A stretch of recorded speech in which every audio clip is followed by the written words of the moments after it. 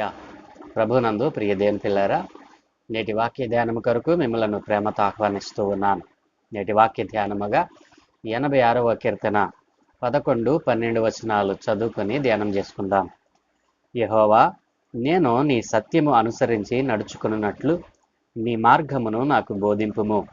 నీ నామమునకు భయపడినట్లు నా హృదయమునకు ఏకదృష్టి కలుగచేయము. నా పూర్ణ హృదయముతో నేను నీకు కృతజ్ఞతాస్తుతులు చెల్లించెదను. నీ నామమును నిత్యము మహిమపరిచెదను. ఆమేన్. ప్రభునందు ప్రియ దేవుని పిల్లరా, చదువుకున్న లేఖ నిమిత్తమై ప్రార్థన చేద్దాం. దయగలిగిన మా ప్రియ పరలోకపు తండ్రి, మా మంచి దేవ, గొప్ప దేవ, మీ ఘనమైన ఉన్నతమైన నామానికి స్తోత్రాలయ. ఏ మంచి లేని మా జీవితంలో మరొక నూతన దినాన్ని అనుగ్రహించారు తండ్రి. ఈరోజు మేము చదువుకున్న ధ్యానం చేయుట కొరకు మేము చదువుకున్న ఈ లేఖన భాగాన్ని మా కొరకు దీవించండి. ఈ లేఖన భాగంలో నుండి కొన్ని మాటలు మీరే మాకు బోధించి నేర్పించమని యేసయ్య పరిశుద్ధ నామమున అడుగుచున్నాను తండ్రి.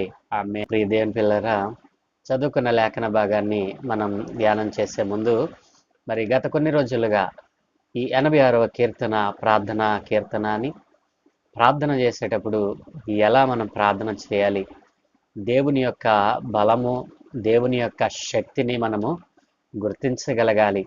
ఆయన సన్నిధిలో మనము జీరోగా కనిపించి ఆయనకు ప్రార్థన చేసినప్పుడు ఆయన మన మనవి ఆలకిస్తాడని, ఇలా అనేకమైన అంశములను ఒక్కొక్క అంశమును ఒక్కొక్క వచనము ద్వారా మనం ధ్యానం చేస్తూ వస్తూ ఉన్నాం. ప్రార్థన చేసేటప్పుడు ఎలా ప్రార్థన చేయాలి, ఆ ప్రార్థన దేవుడు మరి వినేటట్లుగా ఎలా భక్తుడు చేశాడో మనకు మాదిరికరమైనటువంటి కొన్ని విషయాలు మనం నేర్చుకుంటూ వస్తూ ఉన్నాం. ప్రియదేవుని పిల్లరా, ఈరోజు కూడా అంటున్నాడు కదా, మరి నిన్నటి దినాన మనం ధ్యానం చేసినటువంటి విషయం ఏంటంటే, మనం ఆరాధించే దేవుడు మరి ఈ లోకంలో ఉన్నటువంటి అన్ని నామాల కంటే పైవాడు, పరిశుద్ధుడు, మరి ఘనమైన వాడు అని మనం ధ్యానం చేశాం. అవును దేవుని పిల్లరా, మనం ఆరాధించే దేవుడు ఈ లోకంలో ఉన్న వారందరికంటే గొప్పవాడు. ఈ లోకంలో ఉన్న నామాలన్నిటి మీద ఆయన అధికారం కలిగిన వాడు.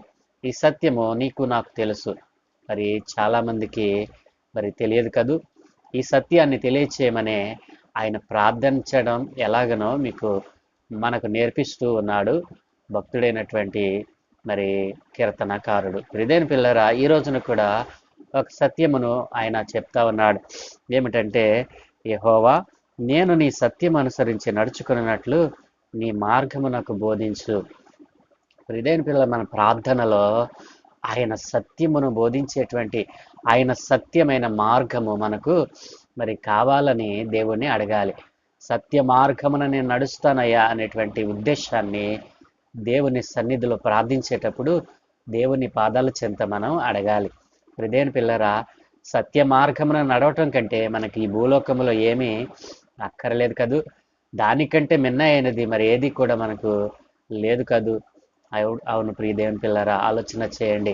సత్య మార్గమున మనం నడవటానికి మనం దేవునికి సమర్పించుకున్నప్పుడు సత్యవంతుడైన దేవుడు మనల్ని సత్య మార్గంలోనే నడిపిస్తాడు.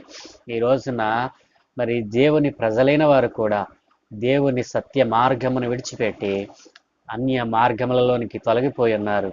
దేవుడు అందుకే తన భక్తుని ద్వారా కొన్ని వందల సంవత్సరాలకు పూర్వమే ఈ సత్యమును గురించి వ్రాయించాడు.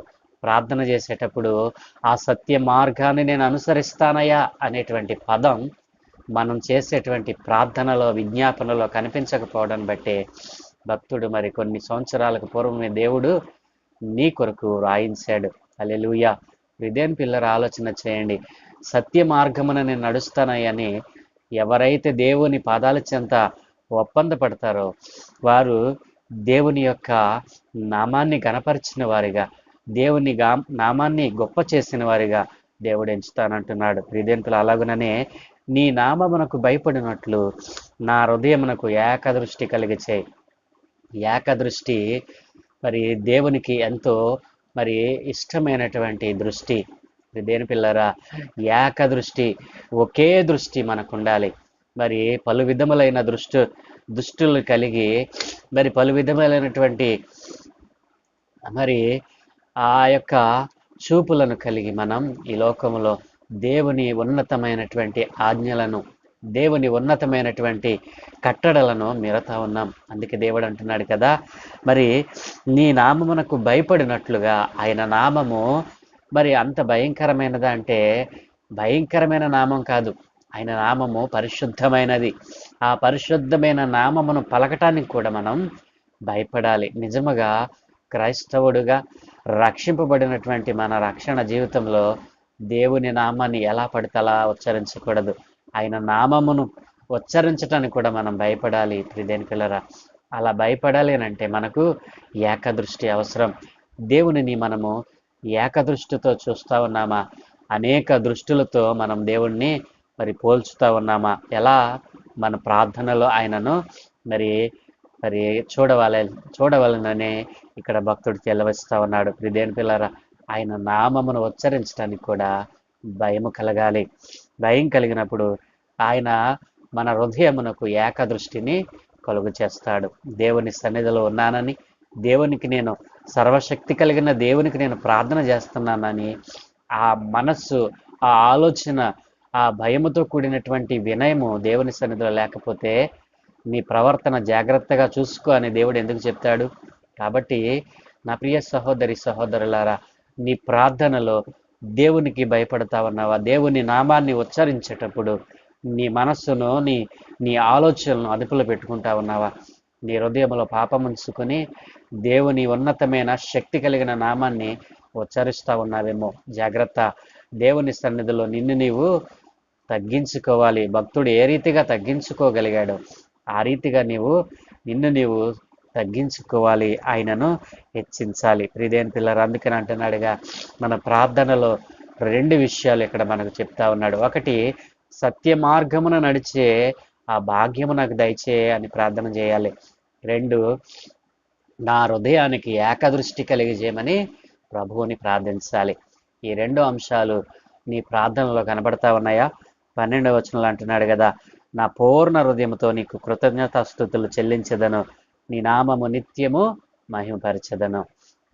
ఎప్పుడు ఈ ప్రార్థన, ఈ మాటలు దేవునితో మనం చెప్పగలము అని అంటే, నా పూర్ణ హృదయముతో మరి నీకు కృతజ్ఞతాస్తుతులు చెల్లించదను, నిత్యము నీ నామమును మహిమపరుస్తాను అని భక్తుడు ప్రార్థన చేస్తా ఉన్నాడు.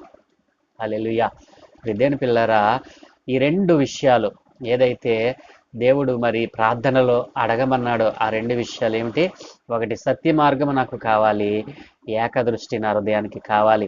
ఈ 2 మాటలు మనం చేసే ప్రార్థనలో మరి ప్రభు సన్నిధిలో ఉన్నప్పుడు దేవుడు తప్పక మన మనవి ఆలకిస్తాడు.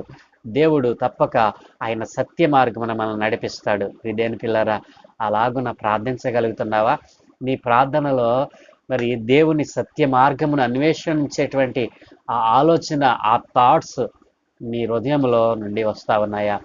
దేవుని సత్య మార్గమును ఎరుగక ఈ రోజున అనేక మంది నీ స్నేహితులే, నీ పొరుగు వారే, నీ ఇంటి వారే దేవుని సన్నిధికి దూరమైపోతా ఉన్నారు. వారందరికీ రక్షణ అవసరం లేదా? ఈ రోజున రక్షణ మరి అన్యజనులకు సహితం కావాలి అని దేవుడు తన రాకడను ఆలస్యం చేస్తా ఉన్నాడు. అంతటా అందరూ మారు మనసు పొందాలని దేవుడు తన రాకను వాయిదా వేసుకుంటా ఉన్నాడు. నీకోసం కాదు సుమా, ఎవరైతే దేవుని నామాన్ని అంగీకరించలేదో వారందరి కోసం ఆయన ఒక అవకాశాన్ని దయచేస్తా ఉన్నాడు. ప్రియ సహోదరి సహోదరుడా, నీ ప్రార్థనలో సత్య మార్గము నాకు మరి బోధించు, సత్య మార్గమును నేను నడుస్తానయ్యా, నా హృదయానికి మరి ఏకదృష్టి కలుగ చేయి, నేను అటు ఇటు చూసేవాడినిగా కాకుండా తిన్నగా నిన్నే చూచేవానిగా నన్ను మార్చయ్యా అని ప్రార్థించగలగవా?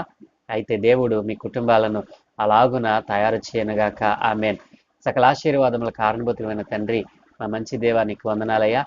ఈరోజు మేము ధ్యానం చేసిన భాగములో సత్య మార్గమును అనుసరించాలని, హృదయానికి ఏకదృష్టి కలగాలని, మరి ఏకదృష్టితో నీ సన్నిధిలో ప్రార్థించేవానిగా అయ్యా, సత్య మార్గమును వెదికేవానిగా, ఈ రోజున అన్వేషించేవానిగా నీ పిల్లలైన వారిని మార్చమని, ఇదిగో అనేక రకాలుగా నైనా ఇదిగో వారి మార్గములను తప్పి తిరుగుతున్న వారితో మీరు మాట్లాడారు. అవును తండ్రి, సత్యవంతుడైన దేవుడవని, నీవు శక్తి కలిగిన మరి ఘనమైన దేవుడవని, పరిశుద్ధుడమైన వాడవని, నీ పరిశుద్ధ మరి సన్నిధిలో, నీ పరిశుద్ధమైన మరి దేవాలయములనైనా మమ్మలను మేము తగ్గించుకొని నీ సత్య మార్గం అన్వేషించేవారిగా మా హృదయమునకు ఏకదృష్టిని పొందుకునేవారిగా నీవే తయారు చేయమని నీ పిల్లలైన వారు అలాగున చేయుటకు నిర్ణయం చేసి ఉండగా వారి తీర్మానాలను నిర్ణయాలను మీరు ఆశీర్వదించి వారిని పవిత్రపరచమని, ఇదిగో ఈ రోజు నుండి అనేక మందికి సువార్త చెప్పేవారిగా వారిని మార్చమని, ఈ దినం మేము చేయ పనులన్నిటిని మీకు కనుదృష్టి ఉంచి మీ దూతల కాపుదలను గురించి మీరే మహిం పొందుకోమని యేసయ్య పరిశుద్ధ నామమున ప్రార్థించి వేడుకుంటూ ఉన్నాము తండ్రి. Amen, amen, amen. అందరికీ వందనాలండి. Praise the lord.